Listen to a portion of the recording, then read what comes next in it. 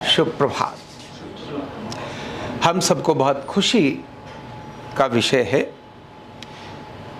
कि विश्व के अंदर जो भारत अपना स्थान रखता था, जिसको विश्व गुरु बोलते थे, अब सारी दुनिया ने भारत को विश्व गुरु स्वीकार कर लिया है। था तो पहले से ही, जैसे शेर जंगल का राजा होता ही है, लेकिन अब जंगल के बाकी लोगों ने भी शेर को राजा मान लिया है।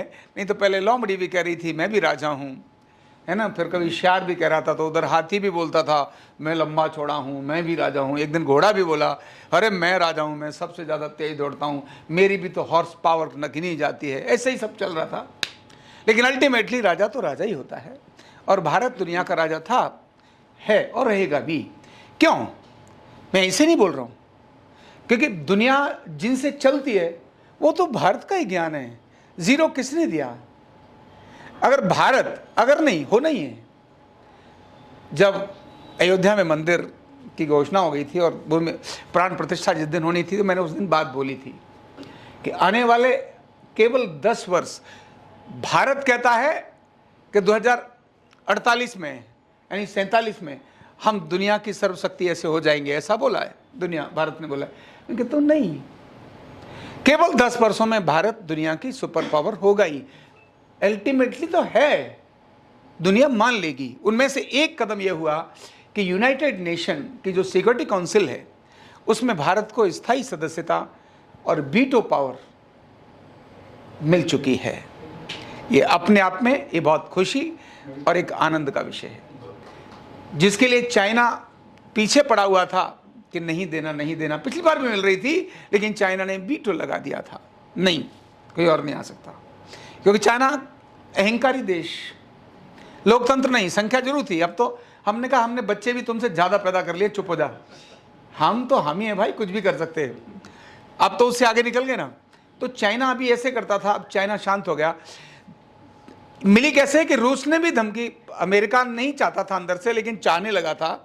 लेकिन रूस ने अभी धमकी दे दी थी कि अगर भारत को वीटो पावर स्थायी सदस्य नहीं मिली तो इवन जो यूनाइटेड नेशन सिक्योरिटी काउंसिल है, इसका कोई वैल्यू ही नहीं है और ये जल्दी खत्म हो जाएगी। अब रूस यानी कौन देश है? 5। तो रूस है, चाइना है, अमेरिका है और फ्रांस है, और जो अंग्रेजों का देश, क्या नाम बोलते हैं इसको? इंग्लैंड भी बोल सकते हैं, ब्रिटेन। तो ब्रिटेन है। ये ऐसे 5 देश ये इसके सदस्य हैं। टोटल लगभग 195 देश हैं जो इसके कहीं इसके साथ जुड़े हुए हैं, लेकिन उनमें से 15 देश इसकी मेन काउंसिल होती है, उसका पार्ट होते हैं। उनमें से 10 ऐसे होते हैं जो अस्थायी होते हैं और 5 स्थायी सदस्य होते हैं। जो अस्थायी हैं 10, उनमें से 2-2 साल के लिए कोई आते और जाते हैं। जैसे भारत सरकार होती है ना, सरकार तो 5 साल के लिए आती जाती रहती है, लेकिन स्थायी जितना ब्यूरोक्रेसी है वो सब स्थायी होती है। तो ऐसे ही वहाँ पर 10 जो है वो अस्थायी देश हैं, जिनमें से आते और जाते रहते हैं, उनको 2 साल की अनुमति होती है। जो 5 साल है, जो 5 सदस्य हैं, वो जब तक यूनाइटेड नेशन की सिक्योरिटी काउंसिल रहेगी तब तक ये देश रहेंगे। तो रूस ने उन सभी को धमकी दे दी कि अगर भारत को सदस्यता नहीं मिली तो यूनाइटेड नेशन का अस्तित्व हम खत्म कर देंगे, कोई रहेगा ही नहीं। क्योंकि जब ऐसा देश नहीं रहेगा तो फिर रहेगा कौन? रूस जानता है कि आज सारी देश की दुनिया की समस्याओं को जो सॉर्ट आउट करने की ताकत रखता है वो भारत है। क्योंकि आज से 10 साल पहले भारत अलग प्रकार का था, बेचारा था, क्योंकि खुद को बेचारा मानता था भारत। खुद को ही सबसे गरीब, निकम्मा, बदतमीज, बदचलन जो भी मान सकता था। मैं शब्द बोल रहा हूँ, बहुत समझ कर बोल रहा हूँ। भारत के अपने राजनेता भारतीय होने पर ग्लानि महसूस करते थे। हम हिंदू हैं ये कहने पर ही उनको ग्लानि होती थी। गीता के नाम पर उनको ऐसा लगता था जानों में चले गए, है ना। जो इस देश की संस्कृति है उस पर गर्व नहीं करते थे। वो कहते थे नहीं, हमको तो अंग्रेजों ने किसी और ने बनाया है। सोच ही गलत थी, जबकि भारत कुछ और ही था। जैसे ही इन 10 वर्षों में भारत की सोच बदली, दुनिया को लगा कि ये देश वही है जो होना चाहिए था। 0 भारत ने दिया, दशमलव भारत ने दिया, पाई भारत ने दी, ज्ञान विज्ञान सारा भारत ने दिया, ज्योतिष गणना भारत ने दी, हजारों वर्ष पहले ग्रहों की स्थिति क्या है भारत ने बता दी। मैं अभी पीछे बताया था आपको, जिसके कारण से मैं इस विज्ञान में आया, न्यूरोथेरेपी में आया, क्योंकि भारत के इस ज्ञान विज्ञान को, वेदों को वो ले गए और पढ़ने के लिए भी हमारे लोग बुलाए, समझने के लिए, और समझकर अपने मोहर लगाकर दुनिया को कह दिया। जानते तो वो सब हैं ही कि लुटेरे हैं। भाई जानते तो अंदर से तो सब जानता है। आपने चोरी की, आप बेशक ऐसे दिखाओ मैं बड़ा ईमानदार हूं, अंदर से तो जानते हो ना कि भाई साहब आप क्या हो। तो दुनिया जानती थी इस बात को कि भाई भारत क्या है और सब क्या है, ये सब जानते थे, लेकिन इस बात को कहने वाला कोई नहीं था।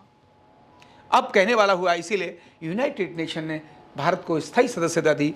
अमेरिका ने भी पक्ष लिया, मानी सभी देश पक्ष ले रहे हैं, केवल थोड़ा ब्रिटेन थोड़ा ठंडा था, क्योंकि ब्रिटेन के अपने कहीं ना कहीं इंटरेस्ट क्लैश करते हैं, और चाइना तो था ही भारत का दुश्मन, तो इस तरह से वहाँ तो उसने पक्ष लेना ही नहीं था बल्कि विरोधी करना था। तो ऐसे में भारत की ये जो सदस्यता है ये बड़ा मायने रखती है।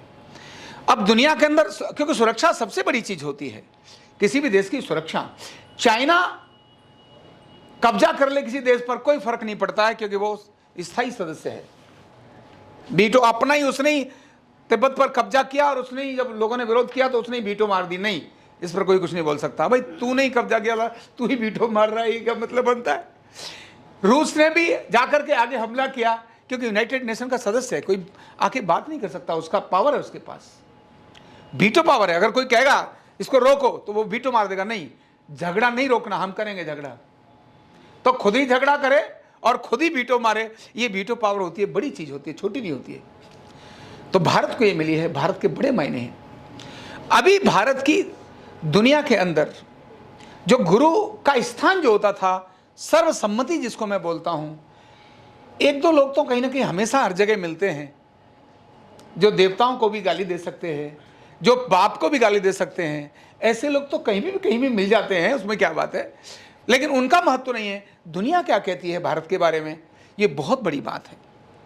तो आज भारत बदल गया, जो उस समय मैंने बोली थी कि 10 वर्ष के अंदर बदल जाएगा। और जो बात बार बार कहता हूं मैं, ध्यान रखना, ये बात बहुत महत्व की है। यहूदी क्यों पावरफुल हैं, इजराइल के लोग दुनिया में क्यों पावरफुल हैं, हम आरोग्य पीठ के लोगों को ये बात समझनी है।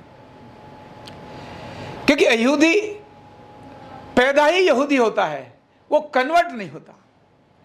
आप चाहो मैं यहूदी हो जाऊं, मैं चाहूं मैं यहूदी हो जाऊं, नॉट एक्सेप्टेड। संख्या कम बेशक सही, लेकिन प्रभावी है, उसको यहूदी होने पर गर्व है। वो ना कोई और कहीं कन्वर्ट होता है और ना ही कोई अन्य व्यक्ति को अपने अंदर एंटर करने देता।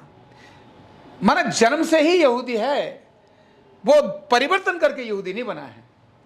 और इसीलिए वहां उसका जो जीन्स है, जो उसका प्रभाव है, वो शंकर वर्ण नहीं है। वर्ण संकर समझते ना, आम को इस जाति से इस जाति बना दिया, गाय को क्रॉस ब्रीड कर दिया और ये कुछ और हो गया, ऐसा नहीं है। वो वही है जो होना चाहिए। हिंदू के साथ भी ऐसा ही है। हिंदू किसी को परिवर्तित करके हिंदू नहीं बनता। हिंदू जन्म से ही हिंदू है। हिंदू से कोई परिवर्तित हो गया वो अलग बात है, किसी कारण से, लेकिन हिंदू जन्म से हिंदू है, जीन से हिंदू है। वो किसी आकर उस व्यक्ति ने स्वीकार कर लिया, वो हो सकता है, लेकिन भारत ने उस प्रकार की चीजों को कभी अपने यहां बड़े स्थान पर मान्यता दी नहीं है। भारत ने किसी के धर्म को परिवर्तन करने की अपनी व्यवस्था ही नहीं रखी है। इसीलिए भारत है। इसीलिए भारत का जीन्स वही है जिसको दुनिया को स्वीकारना पड़ेगा ही, क्योंकि भारत भीड़ यानी जमात नहीं है, भीड़ नहीं है जो कुछ भी कर लिया जाए। भारत जो पैदा होता है, हम सब जो पैदा होते हैं, हम उस गुणों के साथ पैदा होते हैं। हमारे डीएनए के अंदर वो चीजें हैं। हम न चाहने के बाद भी रिसर्च करेंगे। ये रामगोपाल को न्यूरोथेरेपी में से अर्धनारीश्वर नजर आया, यह किसी की पढ़ाई हुई या नकल नहीं है। यह भारत का ही डीएनए है जिसके अंदर न्यूरोथेरेपी अर्धनारीश्वर की व्यवस्था नजर आई।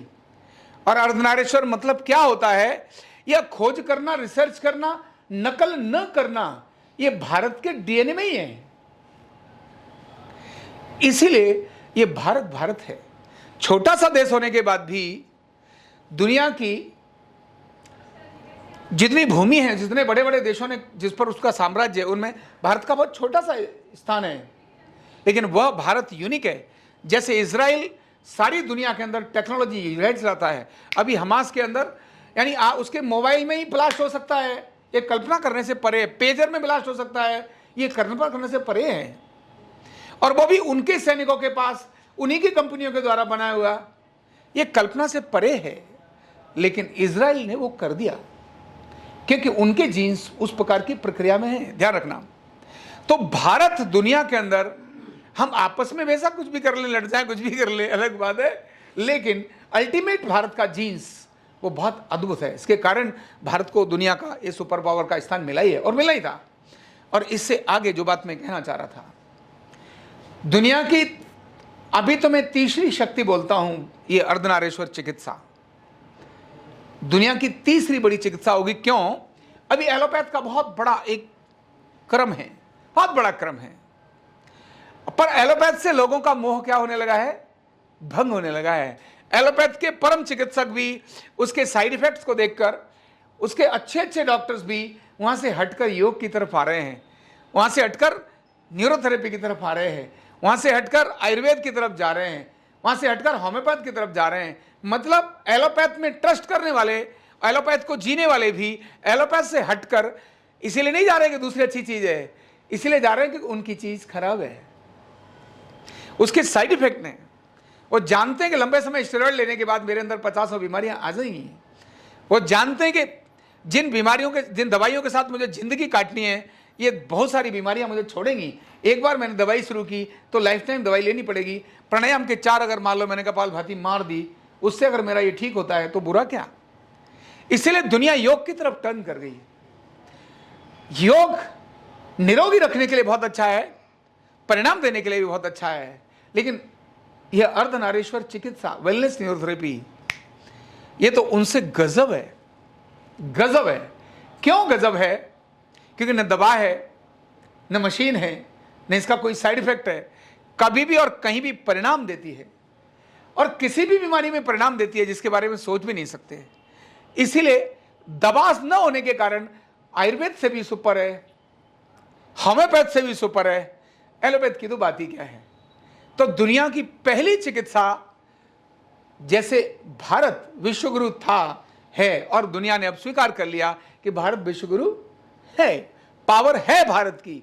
अब दुनिया जब ये बात भी मानेगी कि भारत की ये जो पारंपरिक चिकित्साएं, जो देश दुनिया को 0 दे सकता है, जो देश दुनिया को योग दे सकता है, जो दशमलव दे सकता है, वो अर्धनारीश्वर चिकित्सा भी ये वही है, वैदिक है।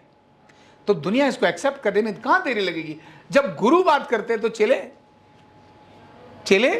मानते ही हैं। जब गुरु बात करे तो चेले मानते ही हैं। जब भारत बात करेगा कि जैसे योग की बात की, ऐसे ही भारत इस अर्धनारीश्वर चिकित्सा की बात करेगा तो दुनिया मानेगी ही। नहीं मानने का कोई कारण ही नहीं बनता है। बधाई दो फिर, तो थोड़ी ताली बजा रहे थे, क्या फायदा है ना? मानेगी ही। और केवल 10 वर्ष में, कितने वर्ष में? 10 वर्ष में। हम आरोग्य पीठ के लोग इसीलिए महत्वपूर्ण हैं क्योंकि आरोग्य पीठ इन सब चीजों को, गुप्त मार्ग, जहां छुपी हुई चीजें थी, इनको बाहर प्रकट करने में जिसने रोल प्ले किया है। भारत के इस विज्ञान को, जिसको मैंने सीखा पूजनीय गुरु डॉक्टर लालपत मेहरा जी से और मेरे पिताजी से, जिस विज्ञान को मैंने सीखा, तो जो विज्ञान डॉक्टर मेहरा जी ने मुझे दिया, उस विज्ञान को मैंने अपने अनुसंधान पर, अपने अध्ययन के आधार पर, अपने अनुभव के आधार पर, जो वैदिक चीजें नजर आती थी, उस तरह से उसको न्यूरोथेरेपी के नाम से, न्यूरोथेरेपी को अर्धनारीश्वर चिकित्सा के नाम से, जिस प्रकार मुझे नजर आया, जो मैंने किया, जो मुझे देखा, जो मुझे दिखाई दिया, वह सामने ग्रंथों के रूप में जो लिखा है, जैसी हमारी पुस्तकें हैं जो हमने लिखी हैं, ये पुस्तकें ही इस दुनिया के और देश का बहुत बड़ा काम देंगी। इसीलिए आरोग्य पीठ के लोग अपने अंदर, जैसे भारत को गर्व, हम हिंदू होने पर गर्व करते हैं, भारतीय होने पर गर्व करते हैं, आज दुनिया भी भारतीय होने पर गर्व करती है, दुनिया गर्व करती है। यूएन यूनाइटेड नेशन की उस मीटिंग में भारत माता की जय गूंज गई। सब बोल रहे थे भारत माता की जय। क्यों बोल रहे थे? क्योंकि विश्वगुरु अपने स्थान पर आया है और विश्वगुरु को, विश्वगुरु स्वाभाविक रूप से सबने स्वीकार किया है, इसीलिए जय घोष हो गया। ऐसे ही हम आरोग्य पीठ के लोग गर्व करने का विषय है कि हम वो हैं जिन्होंने अर्धनारीश्वर चिकित्सा के रूप में एक अद्भुत चिकित्सा दुनिया के सामने रखी है। ऐसी चिकित्सा जो इस दुनिया के लिए जीवन दायिनी, बन चुकी है। एक ऐसी चिकित्सा जो दुनिया की आशा की किरण, आरोग्य और आजीविका दोनों को लेकर बन रही है। तो ऐसी अद्भुत चिकित्सा को लेके जाने वाले हम लोग हैं। हम पैदा होते हैं, क्या होते हैं? कन्वर्ट नहीं होते। हम आरोग्य पीठ के लोग हैं, मतलब हम आरोग्य पीठ में पैदा हो रहे हैं। ये चीज़ों को सीखकर हमने उस विज्ञान को दुनिया के अंदर लेकर जाना है। तो भारत की V2 पावर से हमें ये निश्चित नज़र आ रहा है कि अब थोड़े कुछ ही समय के अंदर भारत का यह विज्ञान भी ऑटोमेटिकली दुनिया के अंदर प्रचारित होकर, जो हम बोलते हैं हर घर का विज्ञान बनेगा, वो बन ही जाएगा। बहुत बहुत धन्यवाद।